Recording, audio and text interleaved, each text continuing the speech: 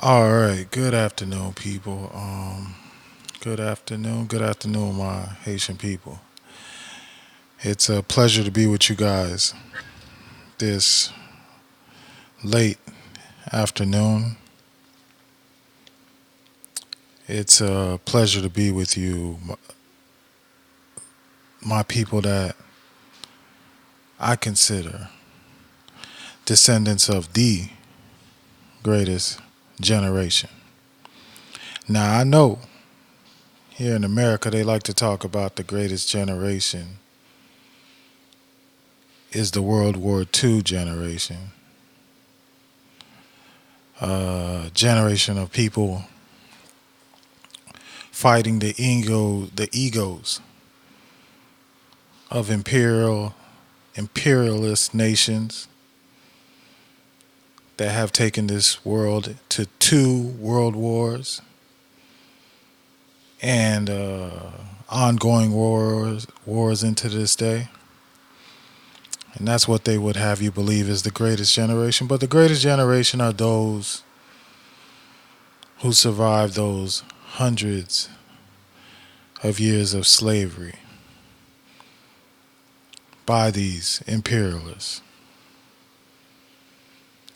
And none is more great. Every group, those of our brothers and sisters in the Americas, in the United States of America, those throughout the Caribbean and South America, they're great in our own right, in their own right. But definitely when we look at the Haitian people who broke the chains of slavery throughout the world, bringing forth the first republic in this free republic in this hemisphere. That's greatness right there. And don't get it twisted. That battle that you see being fought in the streets today, where you have tens of thousands, hundreds of thousands, even peaking at 1 million, protesting against the system. It's not just as the fight against slavery was not just about slavery in Saint Domingue, but throughout the entire world. This battle that they are fighting against this oppressive system is not just for us in Haiti, but it's for every black community, black nation, black dark peoples around the world to be able to look at and to be able to see that we are going to break chain by chain those things that oppress us. We can't minimize what's going on in those streets today. You know, I want you guys to check out this video right here. It actually was posted uh, either today or yesterday, and I've actually been thinking about this this topic for a while now. But all right, here it is. So this is on Teleguine. All right, this video right here. Okay, it's a protest to for the reopening of classes. Manifestation pour exiger la réouverture des écoles dans la commune in the commune of Carrefour. Obviously, this is a government-funded protest. They want the schools open. All right, 15 people showed up, and they got the band. They got the little truck, the band. You know, and there's a lot of, and you know, a lot of people want to say those folks that are out in the street, they just out there for the raga, they just out there for the carnival atmosphere. Well, there's carnival atmosphere here, and how many you got? 15? Maybe you got 20. I could probably give them 20. I think these guys are actually working. They probably there for the truck. There are some people that are just passing by. Uh, they want to see what's going on. My man over here, he just like, yo, whatever. That's who showed up for this program, this protest. And what I was gonna, and this talk is gonna be about education. This talk is gonna be about education, but I want to begin by talking about what's going on in Haiti right now. It's been 5 weeks. Students haven't gone to gone to school. 5 weeks. And at first, I understood this to be the result of, they're scared because of the movements in the streets. Parents are scared to let their kids out to walk to school and stuff. And I actually think that was the case early on, maybe for that first week, and maybe even into that second week. But now, the more and more I listen to the comments from the parents of students on the radio and the ones that are being interviewed, I understand that it's no. There's a boycott of the school system that is going on right now. It's not that people are in fear. It's not that they're being held back by the opposition or people protesting for the president's resignation. It's not that. They've come to understand that this education system has never worked for them. Like, I don't know if many of you know, there's an ongoing joke in Haiti. Every time there's the rentrée de classe, the back to school time, that there's actually three rentrée de classe. There's the one in September, the one, that is actually scheduled for the first day of classes. That, I think about 60% of the students that are gonna go to school, because not every child goes to school in Haiti, but about 60% of the ones that are gonna go to school actually go on the first day of school. They actually are able. Their parents are able to afford whatever the school is charging, are able to get the books that the child needs, and get the uniforms for that year, and send the child to school on the first day of class. There's that. Then there's another group that don't go until after a month has passed. So this is the second. And I believe this group is about maybe 25 to 30% of the students. They don't get to go to school until a month later because they don't have the money.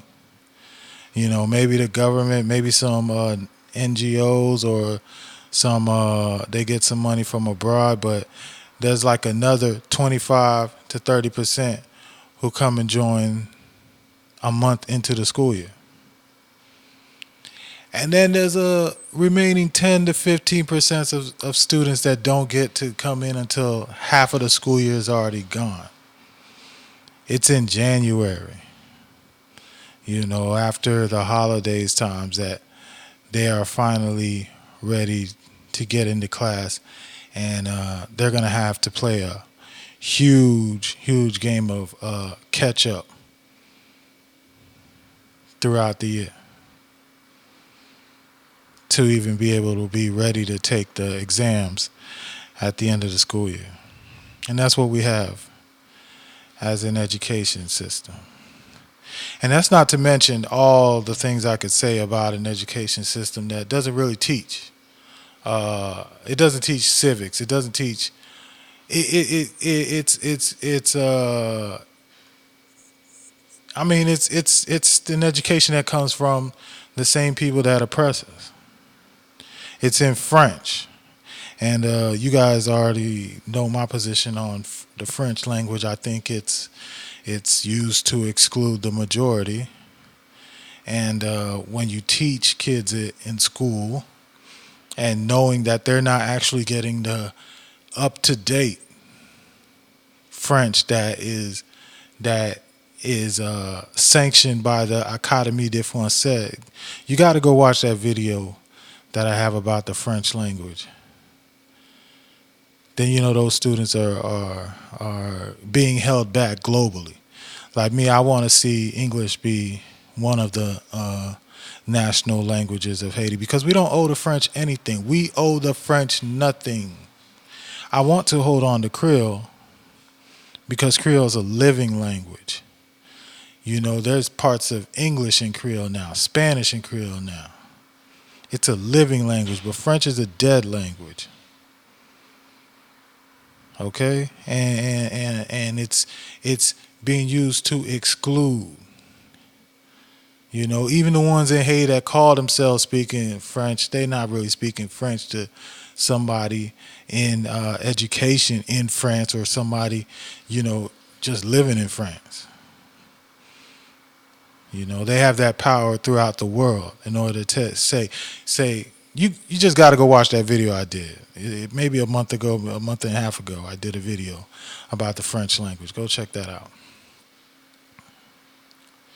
So the parents are beginning to realize all this. They realize that the best that their children have after graduating is to be playing dominoes around the corner from the house. Be playing dominoes, be out there selling something.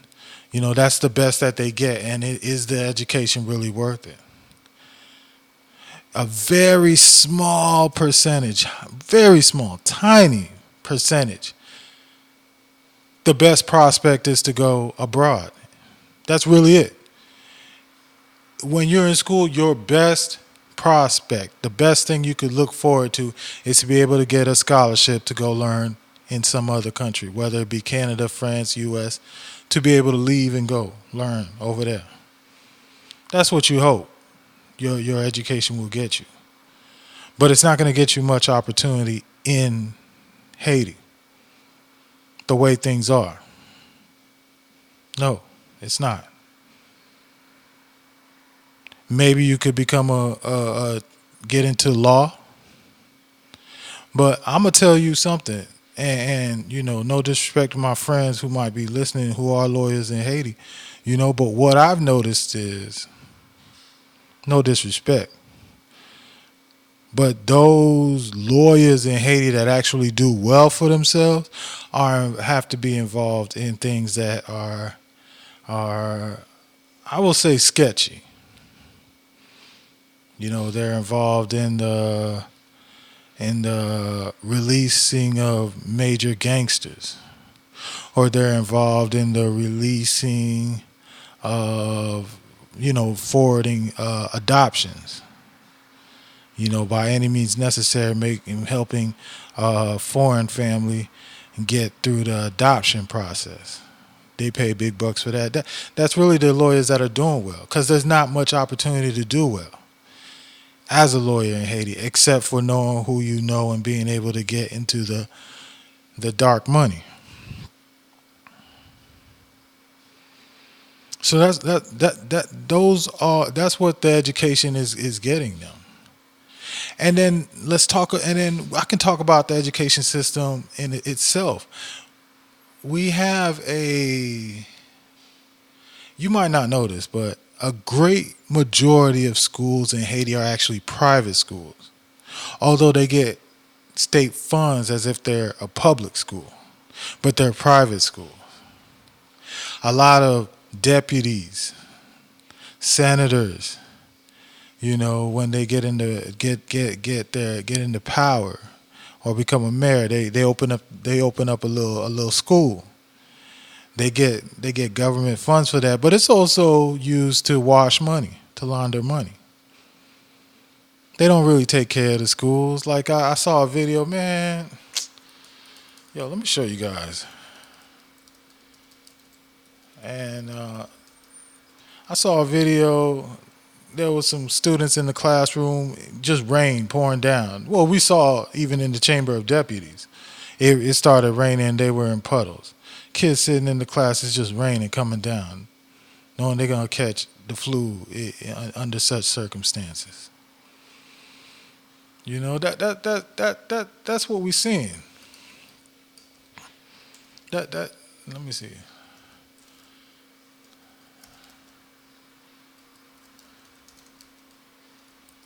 Uh, I'm trying to type it in French to see if I could find it that way.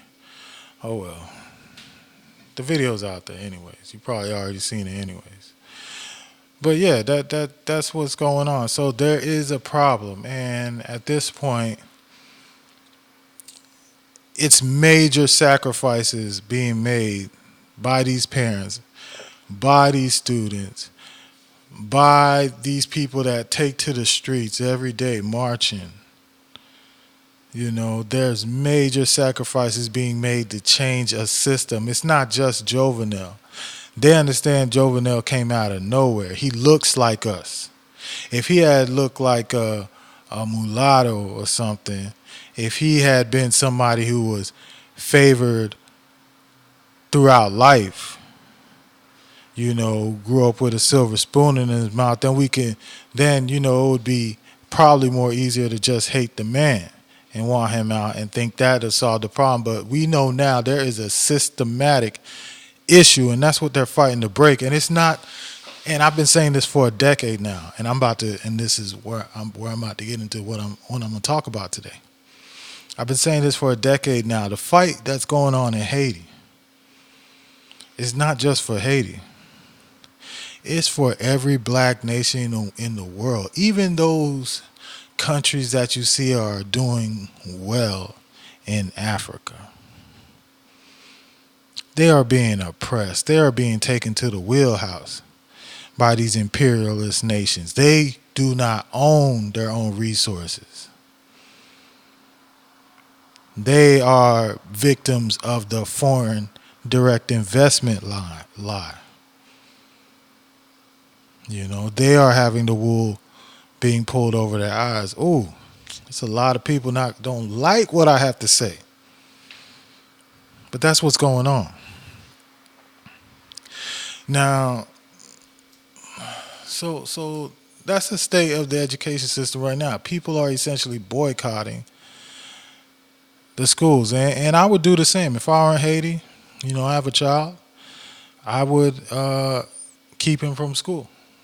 You know, because just looking at the terrain, just seeing what's going on, it's much better that we break the system once and for all. Give these children a real chance at a real life than to be sending them to to be indoctrinated in a system that hates them, that they globally can't succeed with. Their best opportunity is to leave the country behind. So, about defend Haiti. Everybody knows that's what I did about a decade ago. Started this page, Defend Haiti. Well, check this out. I created this page on October 30, 2009. So that means we are approaching 10 years since Defend Haiti was created. And, you know, I was thinking about this a little bit, and I realized that 10 years ago, you know, I was looking at some of the stuff. 10 years ago, the Haitian culture was just, it was, there were some websites, there were some content creators here and there, but it was mainly like a desert with a few oases where you could find some Haitian content here and there. And I remember I wrote a piece back then, you know, October 2009. This is even before the earthquake, because the earthquake was in January of 2010. So I started this thing before the earthquake. But I wrote a piece. I said, Haitian politicians, they need to be on Twitter. You know, I would write pieces where I would say, you know, the Haitian media really needs to take advantage of the opportunities that social media and the internet is giving us. I actually wrote about these, I actually spoke about these, and then I actually showed it. I would, you know, get content from other sources, and that's really the defense. Well, now it's Haiti Sentinel. That's where we do how we do our news, but it's really been the mo for us to use sources, give full credit to where these sources come from, so that you, the viewer, you, the reader, can help those agencies grow, and we can keep this ecosystem growing and building. That's been our mo, and to look at what has happened 10 years later, it's without exaggeration that I would say that there's 100 sources for daily news on Haiti out there. I mean, I remember being going to YouTube every day, typing in Haiti, and then getting a few results for that particular day, and finding content to share. And now you go and do that, and it's so much out there. And it's not just people creating content; it's people sharing content, people recycling content. This is all great stuff. We have, and I'm not being biased. I don't think at least I don't think I'm being biased when I say this. More than any other culture, more than any other nation, I think we've created a very vibrant internet online ecosystem. I don't see this in the U.S. where a politician can, except for Trump because his stuff is provocative, but in the way the Haitian politicians are able to use Twitter and their accounts to present, disseminate policy information is unreal. And it's not just major news agencies like in the U.S. where you'd have to get it from ABC, CNN, or something, but you can get it from the little guys. You get it from the big guys, and it's a system like that's hard to explain. There is just something new and singular that's going on, and a very wise woman, an artist. She's Maggie Stieber. She's from America. I want to say she's from Arizona, but I'm not quite sure. But white lady, older white lady, an artist, a photographer. She always uses the term when she's speaking with me, singular, to describe Haiti, and it's singular because what we're doing, you can't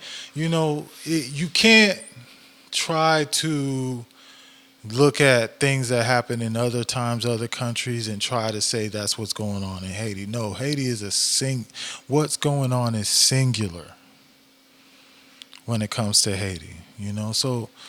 So that's what. Let me get back on track with this. So that's what's happened in 10 years. Today there are so many wonderful sources of news and content, and there's little guys, single instances doing it, and then there's people that's come together like Izzo Northwest, love them, that have come together to create their own agencies and put out news. And it's changed Haiti. For the first time this year, there was an actual impeachment hearing. Impeachment hearing. I'd like to know how often in Africa has that ever happened, because I know they're still dealing with stuff, but we had that in Haiti. An impeachment hearing, a black nation. And that's a big deal because that shows that, hey, we are making democracy work. All right. So a lot has come for this. So what I want to do to commemorate 10 years of Defend Haiti, getting into this news and information business, I want to speak on 10 things. I want to speak on 10 ideas, and I hope that as I spoke on the 10 on I mean as I spoke 10 years ago on what I wanted to see in terms of our presence online, which has surpassed my expectations. I hope that by speaking on these 10 things in these next 10 days, that in 10 years we would have surpassed them. And and it's not just these next 10 days that I'm going to speak on these. Some of these I've spoken on before. A few of them uh, I have I have not spoken on, but I'm going to share them. I've been a little nervous about sharing them. I don't want people to think that I got all these plans for Haiti, man. What's this guy doing? Who he thinks he is. But you know what? I'm just going to speak on them. You know, we could use somebody speaking real ideas.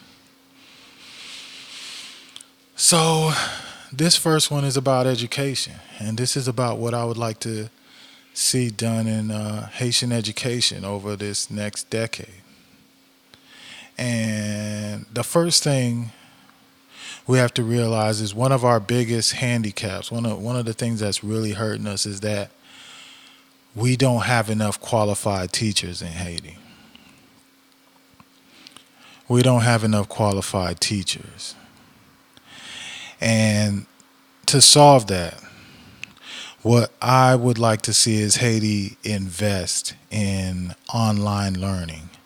I think online learning is really big in the United States, but especially in post secondary. Not really for high school, middle school, elementary. Those those things are moving along too slow. A few private school. I've gone to a private school where we had an online Spanish class. Yeah, our Spanish class was online, but in public schools in the United States, you don't really have that. Until you get into like college, then you might take a few courses that are online. But it's a really big thing, and it actually works.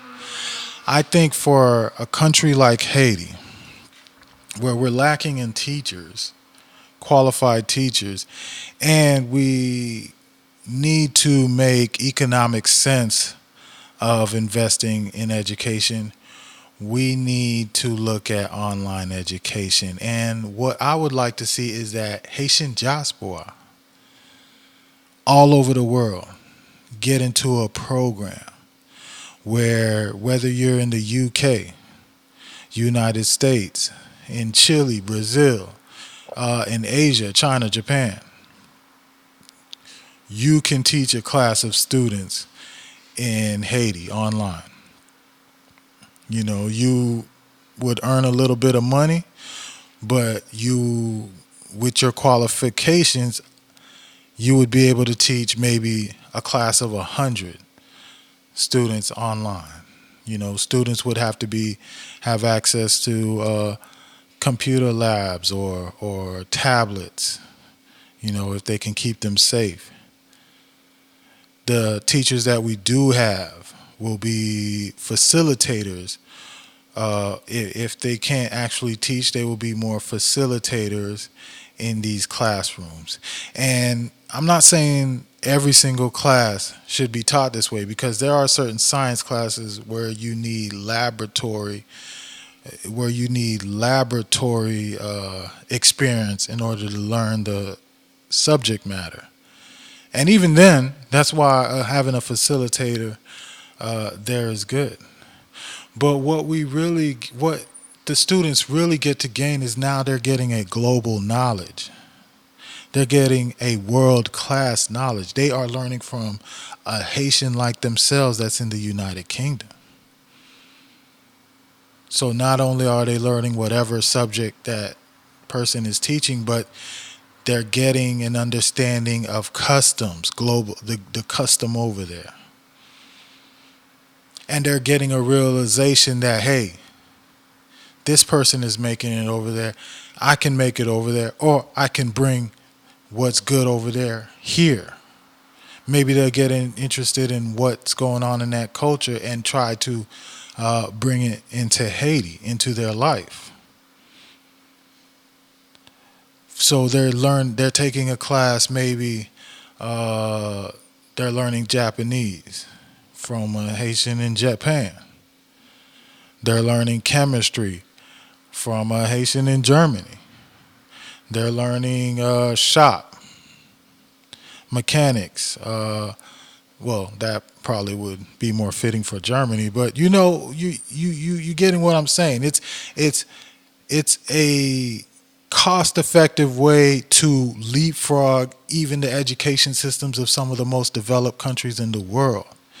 It's a cost effective way where we can even surpass them in a decade if we were able to put such a system, invest in such a system together.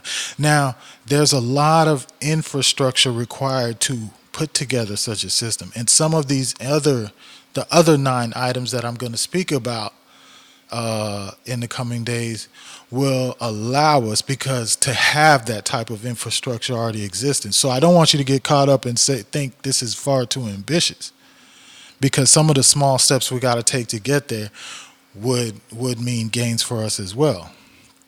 Like I'll speak on those as I get to them. But this is something we need to do. And we need to quit spending money on private schools. This is a terrible waste because these private schools are unchecked. And as I said, they are really used just for money laundering, as far as I'm concerned. You know, every deputy, every senator, every crooked person, drug dealer, kidnapper gets themselves a private school. They get state money and they get to wash money gained through illicit means. That needs to stop. And then we need to take out, in 2013, this was under Prime Minister Laurent Lamont. And everybody know that that's one of my homies.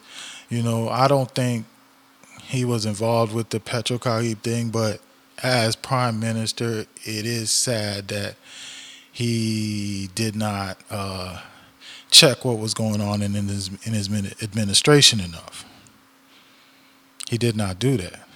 And I think it could also have to do with just the way Martelli handles things. Because, shoot, even with Jovenel hasn't been able to have a minister of his own until now. And it's already too late because everything's falling apart in his hand.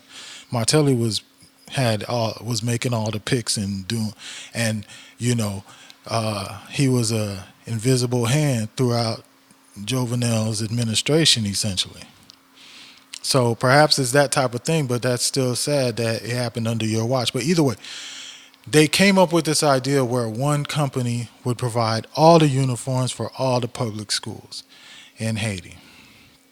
And they thought this was great. Everybody thought this was great. I remember when I published about it, everybody was like, oh, what a great idea, yeah.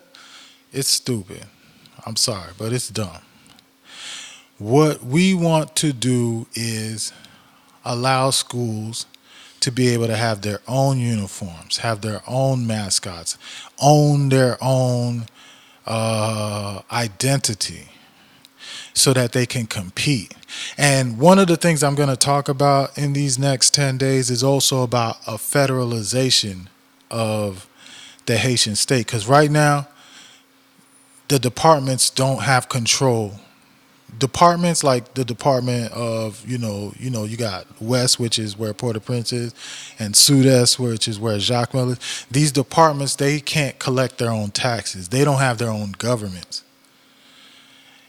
The school system needs to, part of federalizing Haiti would allow for there to be school districts, because there's really no school districts. There's just the Ministry of Education, and that's it. That's a mess.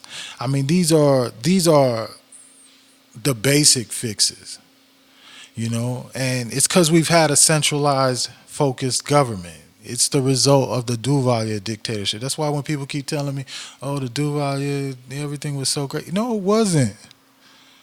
No, it wasn't. Literacy was at 10%. Today it's at 61%. 61 is not great, but it's a lot better than 10%. That's what it was under the Duvalier regime. Centralized power.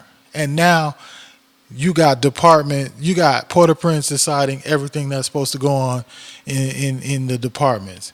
You got these caravan of development that's supposed to be people from Port-au-Prince coming into the South Department, coming into the North Departments to come in and do development when it should be those people themselves that do the development that they need. But I'm going to talk about that. I'm going to talk about that in one of these other upcoming days because right now we're talking about education. But part of doing that is to be able to have school districts where now school districts managing a district of schools, maybe by department, and they can now compete to see who does better. People that graduate from a certain school now can have certain pride in their alma mater. They'll be more willing to give money back because I called it a Beto project when they said that they were going to have uniforms for every single school across the nation. It's Beto because now those schools that don't own their identity, the people that go to those schools don't invest that extra bit of energy in it because they don't own it.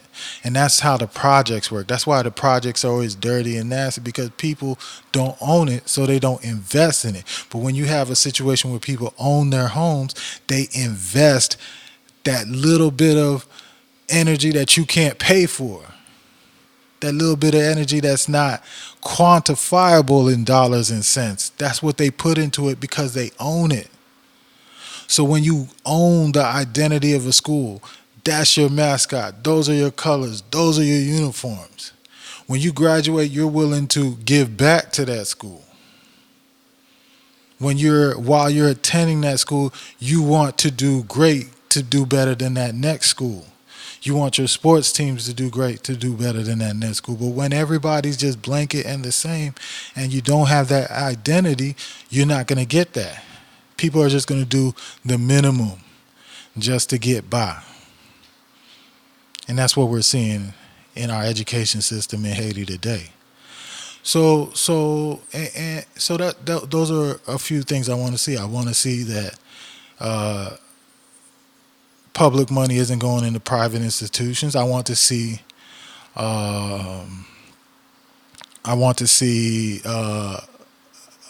more investment in online education, a serious investment in online education.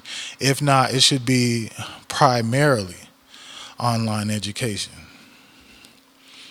If not equal, just primarily, because we have to get more kids in school. There's too many that aren't going to school, and we can't continue that chain of disparity, that cycle of disparity. And then I want to see districts. I want to see more schools having their own power. Their own communities where they have, this is the kids that are in your zone. You guys can work together to make your school system what it can, your school and the school system that you're in, what it can be. You are given the tools that you need from a national standpoint, but individually you're empowered to do what you can, and then you get to learn from others and through competition. I believe that's all I had to say about education. I believe those are the points that I wanted to make in total. Sorry about that. I hope my screen's still intact. The kids are out of school right now, working to change the system.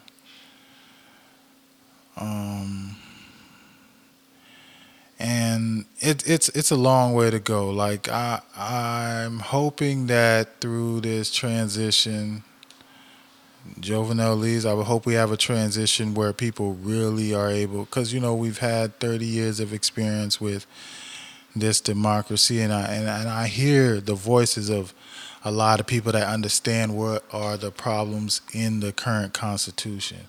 They understand what types of things that need to be put in place in order to protect each of the powers, where a president doesn't come in and think he's going to be president for life, because that's the playbook. Whether it be Aristide, Martelli, Preval, Jovenel, that's that they all run in the Duvalier playbook. Everybody's trying to be president for life. Hopefully they get the election cycles in order, um, and those things are addressed. That's what we're hoping, and if can tell by what I write, I'm in support of that, because I know the system needs changing, and and it's not just for us; it's for the world. It's for the black world. It's for Pan Africa.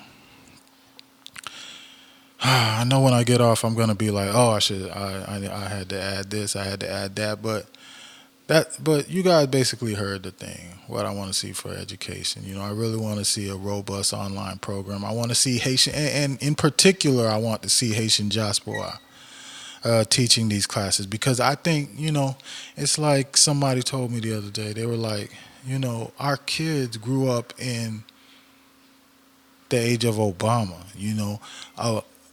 For them, a black president in the United States is almost a matter of fact. It's not even like a big hurdle to jump.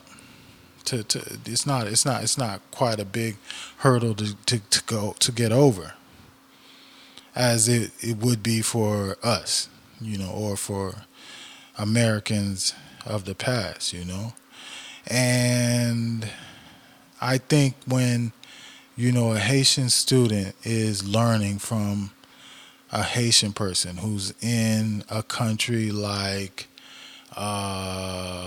Switzerland, who's a city, who's a member of that society, has a home, has a job, whatever they do, whether it be, maybe they're a lawyer, or maybe they're teacher as well, with one of the local schools. But there's something they get out of knowing that it's a Haitian that's over there taking over the world. I can do that here. I can do that at home. So definitely with this online education system that I would like to see established in the next decade. I want it to be Haitian diaspora, and it's good for the Haitian diaspora, because now they get the great feeling of being able to give back. Maybe they make a little coin for teaching these classes. I mean, if you teach 1,000 students online, you ought to get a decent bit of coin for that. And that's great for them. And that's what we're gonna do, y'all. So I'm speaking it into existence. I spoke something into existence a decade ago, and the Haitian people have surpassed my expectations. So this is number one. This is about education, and hopefully October 2029 I can look back and say, wow, my people did it. You guys did it. And we won't just have an education system that's great for Haiti. It's going to be, to me, I feel like it's going to be a model for the world, even the most developed countries to follow. And we have the advantage. All right, so please subscribe. I should have told y'all when y'all walked in the door. Subscribe if you're not subscribed. Like, so that more people could get this word. And whatever information is going to be in the description, and keep a lookout for number 2, which I guess I'll try to do it tomorrow.